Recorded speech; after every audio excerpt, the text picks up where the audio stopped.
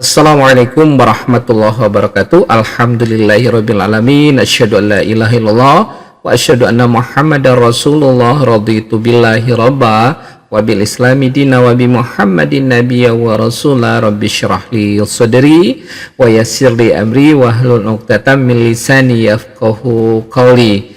Amat senang berjumpa dengan Anda semua di mana saja Anda berada. Kita sharing kembali ya tentang topik yang menarik, yaitu tentang affirmative action ya, MSDM, bidang kesehatan.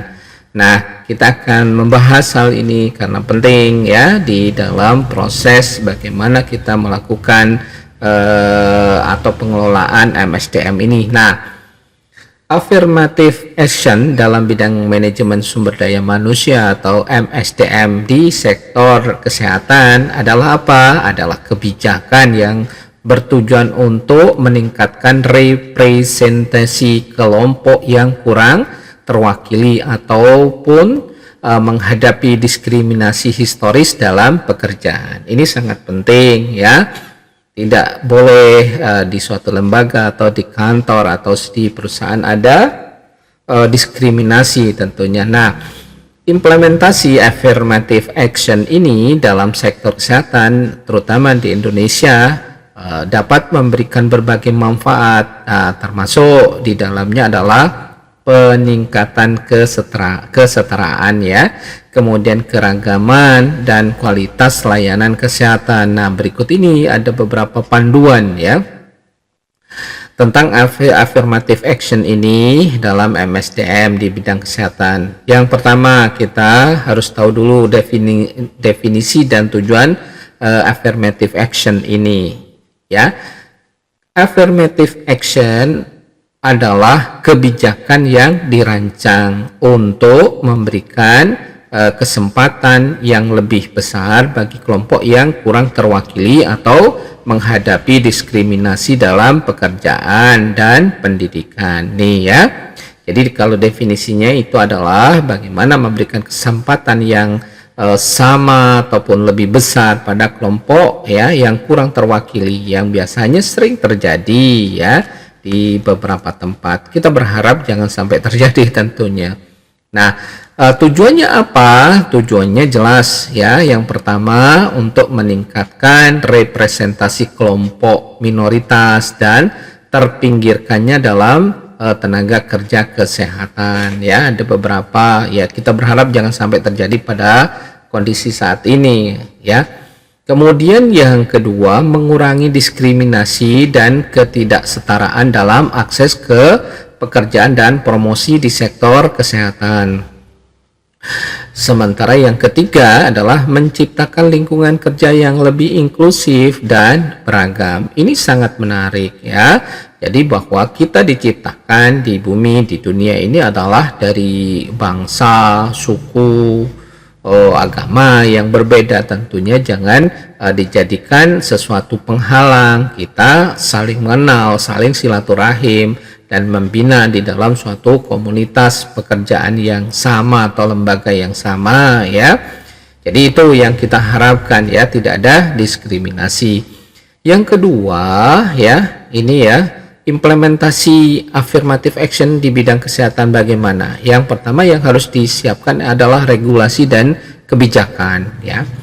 Dalam Undang-Undang Nomor 13 Tahun 2003 ya tentang ketenagakerjaan itu sudah mengatur ya prinsip-prinsip kesetaraan, kesempatan dan non diskriminasi dalam pekerjaan ya. Jadi sudah diatur bagaimana tentang prinsip kesetaraan ini ya, prinsip kesetaraan dan kesempatan dan tidak diskriminasi atau non diskriminasi dalam pekerjaan. Nah, kebijakan Kementerian Kesehatan ya di dalam pengembangan kebijakan affirmative action ini ya secara spesifik mendukung inklusivitas dalam perekrutan ya, pelatihan dan promosi tenaga kesehatan ya. Jadi itu hal. Nah, kemudian bagaimana strateginya di dalam implementasi? Yang pertama ya, rekrutmen dan seleksi kuota misalnya ya, menetapkan kuota untuk kelompok yang kurang terwakili, ya, seperti perempuan, orang dengan disabilitas, ya, dan kelompok etnis atau agama tertentu. Ini ya selama ini terjadi, ya, banyak yang tidak terwakili, terutama saudara kita yang mengalami kurang beruntung, ya, disabilitas, ya. Jadi ini yang sering terjadi, dan bahkan layanan pun kadang-kadang mereka kurang mendapatkan atau dilayani dengan baik, ataupun lokasi atau tempat itu tidak ada tangga, yang bukan tangga, ya, tempat yang misalnya yang memungkinkan kursi roda itu bisa lewat dan seterusnya. Nah, ini semuanya harus bisa diakomodir. Nah, kemudian di dalam program rekrutmen khusus, ya, mengadakan program rekrutmen yang khusus menargetkan kelompok minoritas dan terpinggirkan ini, ya, secara khusus mungkin pekerjaan yang bisa mereka lakukan, ya, kita siapkan, ya, dari mereka. Jangan ada diskriminasi di dalam hal ini, ya. Yang berikutnya adalah pelatihan dan pengembangan, beasiswa dan program pelatihan misalnya, ya, menyediakan beasiswa dan program pelatihan khusus bagi kelompok yang kurang terwakili, ya, untuk meningkatkan keterampilan dan kualifikasi mereka tentunya, ya, supaya mereka mempunyai pengetahuan dan keterampilan yang memadai, ya, yang setara dengan saudara kita yang lain. Nah, kemudian berikutnya adalah di dalam pelatihan dan pengembangan ini kita lakukan mentorship dan bimbingan misalnya. Jadi mengimplementasikan program mentorship untuk membantu karyawan dari kelompok minoritas misalnya berkembang di dalam karir mereka. Nah, berikutnya adalah promosi dan karir. Kebijakan promosi yang adil, ya, mengembangkan kebijakan promosi yang transparan dan adil untuk memastikan bahwa semua karyawan memiliki peluang yang sama untuk naik jabatan misalnya. Kemudian kita evaluasi kinerja yang inklusif menggunakan metode evaluasi kinerja yang mempertimbangkan keragaman dan inklusivitas, ya. Oke, yang ketiga adalah apa sih manfaat, ya, atau manfaat dari affirmative action ini di bidang kesehatan. Yang pertama, manfaatnya adalah kesetaraan dan keadilan. Ini akan mengurangi diskriminasi, ya, mengurangi diskriminasi berbasis gender misalnya, berbasis etnis, ya, disabilitas misalnya, dan faktor-faktor lainnya di tempat kerja. Kemudian kesetaraan peluang, jadi meningkatkan kesetaraan peluang bagi semua karyawan, ya, termasuk mereka yang berasal dari kelompok yang terpinggirkan. Nah, kemudian peningkatan kualitas layanan kesehatan tentunya, ya. Jadi keragaman perspektif misalnya, keragaman tenaga kerja ini meningkatkan berbagai macam perspektif, ya, dalam penyediaan layanan kesehatan yang dapat meningkatkan inovasi, kreativitas, dan tentunya yang tidak kalah pentingnya adalah bagaimana kualitas keperawatan ini, ya, sebagai tujuan utama nantinya. Yang berikutnya dari sisi kepuasan pasien, ya. Tenaga kesehatan yang lebih beragam dapat lebih memahami dan memenuhi kebutuhan pasien dari berbagai latar belakang nantinya, ya. Pastinya tidak sama, ya, pasien itu dengan latar belakang yang berbeda, pendidikan yang berbeda. Ini membutuhkan, ya, kesetaraan di dalam pelayanan tentunya, ya. Yang berikutnya adalah kepuasan dan retensi karyawan. Jadi lingkungan kerja yang inklusif, ya, menciptakan lingkungan kerja yang inklusif ini dapat meningkatkan kepuasan kerja dan retensi karyawan nantinya, ya. Kemudian pengembangan karir. Karyawan dari kelompok yang kurang terwakili memiliki peluang lebih besar untuk berkembang dan maju dalam karir mereka. Ini beberapa hal yang perlu kita perhatikan, ya. Kemudian kendala sekarang ya, kendala di dalam affirmative action ini ya. Nah, implementasi affirmative action ini dalam manajemen sumber daya manusia ya, di bidang terutama di bidang kesehatan di Indonesia menghadapi beberapa kendala ya. Wajar ada sesuatu yang bisa menghambat nanti efektivitas kebijakan hal ini. Nah, berikut ini beberapa kendala yang mungkin terjadi dan muncul di lapangan nantinya. Yang pertama itu adalah kendala sosial dan budaya. Nah, kita bagi lagi, ada stigma dan bias misalnya ya.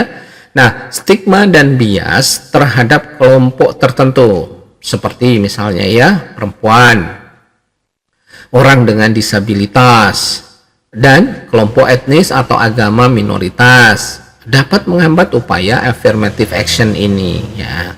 Kalau misalnya kita lihat contoh kasusnya ya, tenaga kesehatan perempuan mungkin menghadapi bias gender yang meragukan kemampuan mereka untuk memegang posisi manajerial misalnya.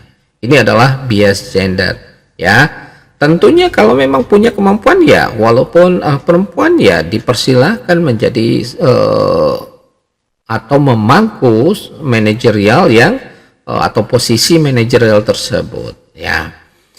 Yang berikutnya adalah resistensi perubahan. Jadi resistensi dari karyawan dan manajemen terhadap perubahan kebijakan dan praktek kerja dapat menghalangi implementasi affirmative action ini. Ya, contoh kasus misalnya, manajemen rumah sakit mungkin dia akan menunjukkan resistensi terhadap kebijakan kuota untuk karyawan disabilitas ya, karena anggapan mereka bahwa mereka kurang produktif. Nah, ini yang sering terjadi di lapangan. Tentunya ya, kita tidak berharap kejadian ini terjadi di tempat kita ya. Oke. Kemudian kendala struktural dan organisasi ya. Kendala struktural dan organisasi ini misalnya ya, keterbatasan anggaran.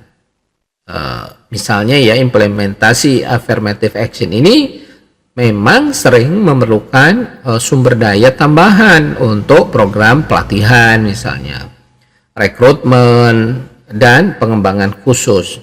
Misalnya kita contoh ya, berikan contoh anggaran yang terbatas di rumah sakit daerah misalnya, mungkin tidak cukup untuk menyelenggarakan program beasiswa bagi kelompok minoritas atau untuk pelatihan saudara kita yang minoritas.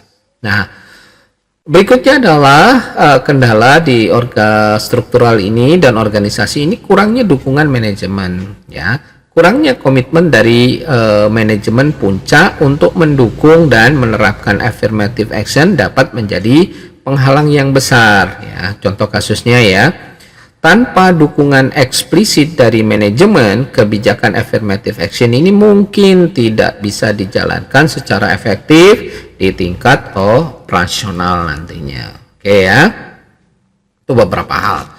Kemudian bisa juga kendala regulasi dan kebijakan ya.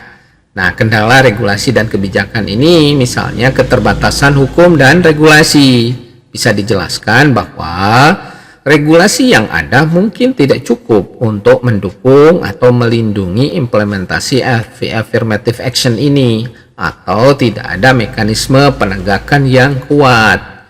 Misalnya contoh kasus ya, Undang-Undang Ketenagakerjaan mungkin belum mencakup ketentuan khusus yang mendukung affirmative action ini secara eksplisit untuk sektor kesehatan ya. Jadi itu beberapa hal. Nah, berikutnya adalah implementasi dan pengawasan yang lemah. Nih bisa dijelaskan bahwa pengawasan implementasi kebijakan affirmative action yang tidak konsisten dapat menghambat efektivitas kebijakan ini ya. Nah, misalnya kalau dicontohkan ya, Dinas Kesehatan mungkin tidak memiliki sumber daya atau sistem yang memadai untuk memonitor misalnya implementasi affirmative action ini di sebuah fasilitas kesehatan yang ada, terutama di daerah tentunya ya. Jadi itu. Nah, berikutnya adalah kendala ya, kendala keterbatasan sumber daya dan teknologi informasi. Nah, ini juga ya, misalnya sumber daya manusia yang terbatas ya. Jadi bisa dijelaskan bahwa kekurangan tenaga kerja yang terlatih ya dalam pengelolaan dan mengimplementasikan program affirmative action ini dapat juga menjadi kendala. Nah, contoh ya, tidak adanya petugas khusus yang dilatih untuk menangani isu-isu keragaman dan inklusi di rumah sakit misalnya ya. Kemudian infrastruktur yang tidak memadai ya. Jadi infrastruktur yang tidak mendukung seperti fasilitas yang atau aksesibilitas bagi karyawan disabilitas misalnya, itu kan akan mengganggu ya. Jadi ini akan menghambat upaya affirmative action ya. Jadi itu infrastruktur. Nah, kita harapkan ya di semua fasilitas atau yang bergerak di bidang kesehatan tentunya, tapi tidak di bidang kesehatan di semua tempat ya, sebetulnya harus disiapkan fasilitas atau infrastruktur yang berhubungan dengan disabilitas ini. Nah, contoh kasus ya, rumah sakit yang tidak memiliki akses ramp ya atau lift bagi karyawan yang pengguna kursi roda ya, akan kesulitan dan akan menyulitkan ya, akan menjadi handicap yang secara khusus ya, mereka akan berdampak pada aksesibilitas mereka tentunya ya. Yang berikutnya adalah kendala teknologi dan informasi. Jadi misalnya kurangnya data dan analisis ya. Jadi ketiadaan data yang akurat dan analisis yang mengenai kebutuhan dan tantangan kelompok yang kurang terwakili dapat menghambat perencanaan dan implementasi affirmative action ini. Misalnya contoh ya, tidak adanya data-data yang terperinci mengenai representasi kelompok minoritas misalnya di tenaga kerja kesehatan. Nah, ini akan menyulitkan untuk merencanakan intervensi yang tepat, apa yang harus dilakukan untuk hal tersebut ya. Tuh. Jadi kita kalau misalnya kita lanjutkan ya, apa sih rekomendasi untuk mengatasi kendala-kendala di atas? Yang pertama tentunya kita lakukan edukasi dan kesadaran ya, melalui pelatihan sensitivitas ya. Jadi menyelenggarakan pelatihan sensitivitas ya untuk karyawan, untuk semuanya ya, dan termasuk untuk manajemen untuk mengatasi stigma dan bias ya. Stigma dan bias ini sangat penting, jangan ada prasangka yang tidak baik terhadap mereka. Kemudian yang kedua tentunya kampanye kesadaran. Jadi meningkatkan kesadaran tentang pentingnya affirmative action ini melalui kampanye edukasi yang intensif ya, selalu diingatkan ya. Kemudian dukungan dan komitmen manajemen ini penting ya. Jadi memastikan dukungan dan komitmen eksplisit dari manajemen puncak untuk implementasi affirmative action ini.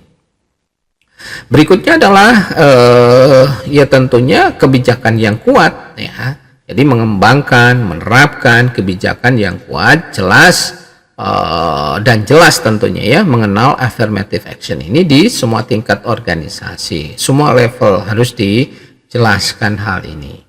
Nah, yang berikutnya rekomendasinya adalah penguatan regulasi dan pengawasan.